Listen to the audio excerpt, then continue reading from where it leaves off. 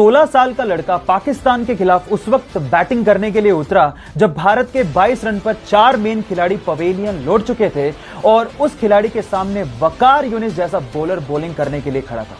अचानक से वकार यूनिस का एक बाउंसर उसके नाक पे लगा तो सीधे नीचे गिरा और उसके नाक से भयंकर खून बहने लगा।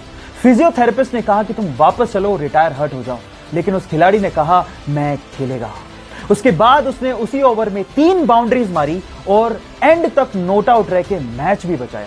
खिलाड़ियों ने उसका हौसला देखकर कहा कि भले ही इसका कद छोटा है लेकिन भविष्य में यह नाम बहुत बड़ा करेगा। जी हां, उसका नाम है सचिन रमेश तेंदुलकर। गाइस, धोनी का 7 नंबर की जर्सी पहनना या फिर युवराज सिंह का 12 नंबर की जर्सी पहनना या फिर सहवाग का बिना नंबर की जर्सी पहनना या फिर सचिन तेंदुलकर का बैटिंग से पहले लेफ्ट पैड को पहले पहनना या फिर आप लोगों का कोई लकी कॉइन अपने वॉलेट में रखना, ये सब अंधविश्वास बिल्कुल नहीं है। इनफैक्ट साइकोलॉजिकल साइंस इसे अंधविश्वास नहीं लकी चार्म मानती है और इसे बिल्कुल सही ठहराती है।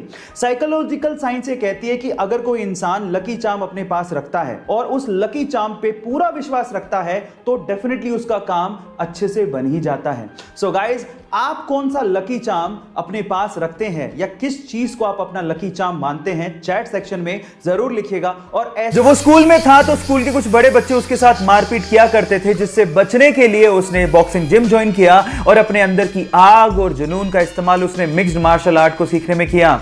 घर में पैसों की तंगी थी, इसके लिए उसने प्लम्बर का काम ज्वाइन किया, लेकिन प्लम्बर के काम में उसका मन नहीं लगता था। जब उसने उसे छोड़ने की ठानी तो घर वालों से उसकी बहस हो गई, जिसके बाद उसने घर वालों को कहा कि 25 की उम्र में मैं आपको करोड़पति बन के दिखाऊंगा।